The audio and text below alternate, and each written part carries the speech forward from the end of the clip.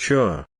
Here's a 1,500-word YouTube video script tailored for the Motor Authority channel, Philippines edition, focusing on the 2026 developments regarding the Philippines missile program, particularly the missile MOG with a reported range of 3,800 kilometers. This script is designed to sound informative, engaging, and aligned with a motor and defense tech enthusiast audience without formal headings. So, imagine this, it's 2026. The geopolitical landscape in Southeast Asia is shifting fast. And at the center of it all? A surprising new player are the Philippines. That's right, the archipelago nation long known for its stunning beaches and friendly people is now turning heads on the global defense scene. Why? A missile. But not just any missile. This is the MOG-A, and it's something that defense analysts across Asia and beyond are now watching very closely. With a reported range of 3,800 kilometers, the MOG changes the game for the armed forces of the Philippines. Today, we're taking a deep dive into what this missile means, where it came from, and why it matters. Stick with us, you won't want to miss this. Now, before we get to the firepower, let's talk context. For decades, the Philippines was considered a lightweight when it came to military capability. The country lacked serious deterrence assets and no advanced jet fighters, no submarines, and certainly no long-range missile systems. Most of its focus was on internal security, disaster response, and counterinsurgency. But that began to change around 2021, when the global focus on the Indo-Pacific intensified. Maritime disputes in the West Philippine Sea escalated, and the pressure to modernize the country's armed forces hit a boiling point. Enter the revised AFP modernization program, a Horizon 3 at the final and most ambitious phase. While previous phases focused on naval patrol ships, transport aircraft, and helicopters, Horizon 3 was about serious deterrence. Think missiles, air defense systems, and possibly a submarines. And that's where the MOG comes in. Officially, the government hasn't released much. The MOG-A, short for Missile for Offshore Guarding, though some speculate it has a deeper classified meaning, is being developed under a hush-hush joint venture. Some reports suggest foreign partners are involved, possibly from Europe or the Middle East, but nobody's naming names. What we do know is this: the missile has a potential range of 3,800 kilometers. Now pause for a second. Let that sink in.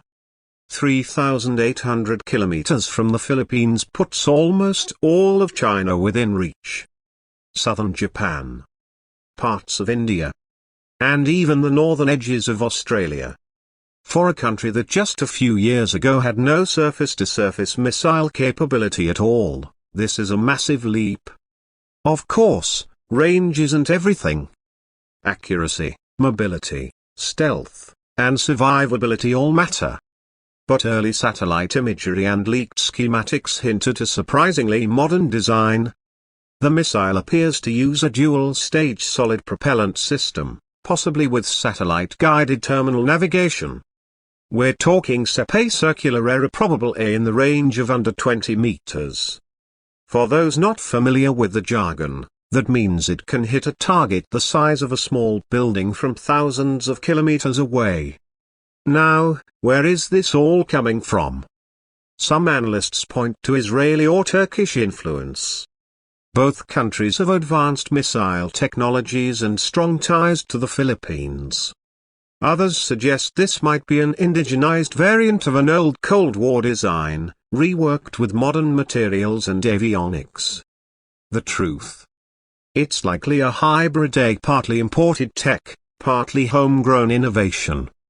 And considering the Philippines has been investing in aerospace R&D over the past few years, especially in collaboration with state universities and private defense contractors, it's not far-fetched. but let's talk real-world impact. This missile gives the Philippines something it never had: credible deterrence.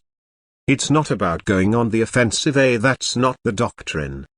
Instead, it's about ensuring that any potential aggressor thinks twice before making a move. If you can reach their bases, ports, or logistics hubs from across the sea, they can't act with impunity. Now, of course, this doesn't mean the Philippines is becoming a military superpower overnight.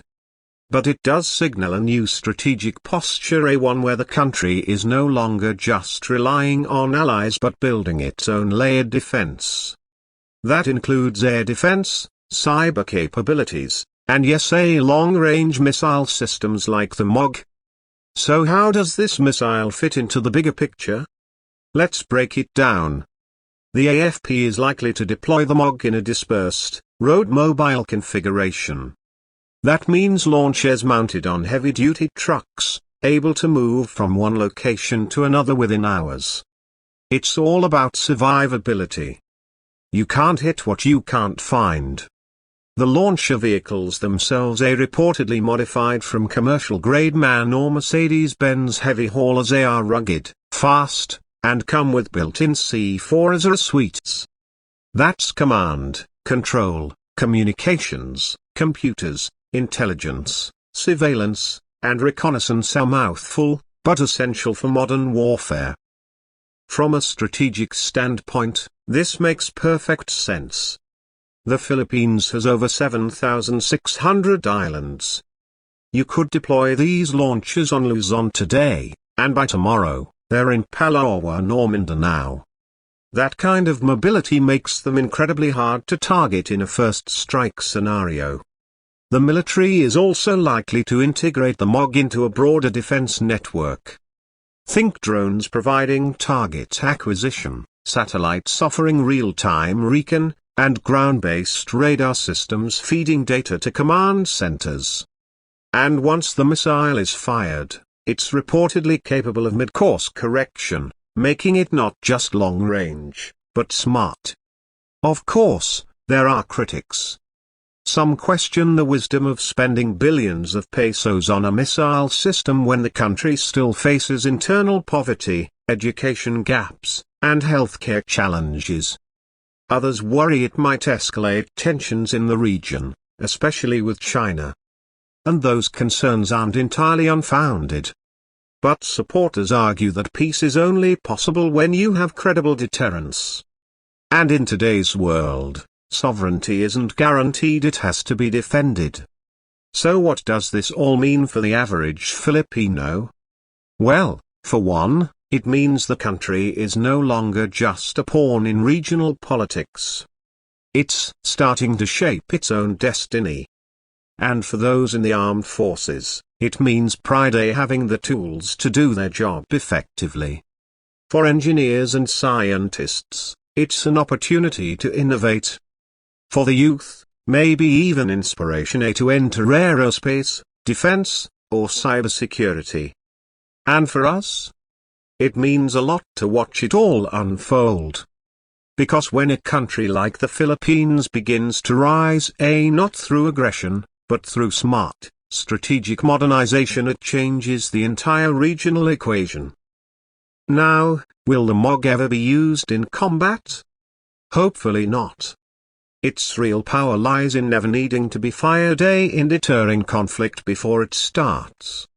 But the fact that it's there, ready, and capable? That's the message. And one more thing, let's not forget the symbolism. This missile, made or at least partly developed in the Philippines, shows what's possible when national interest, technology, and political will align. It's a reminder that defense isn't just about firepower. It's about independence. It's about protecting what's yours, your people, your waters, your future. 2026 is shaping up to be a defining year. Not just for the MOG, but for the Philippines' place in the world. So if you're into motors, missiles, and military mobility, this is a story worth watching. And trust me, we'll be watching closely. Don't forget to hit like, subscribe, and share this video with anyone interested in the future of defense in Southeast Asia. Got thoughts on the MOG missile? Drop them in the comments, we read every one. Thanks for watching. This is Motor Authority Philippines, where engines meet evolution, and tech meets territory.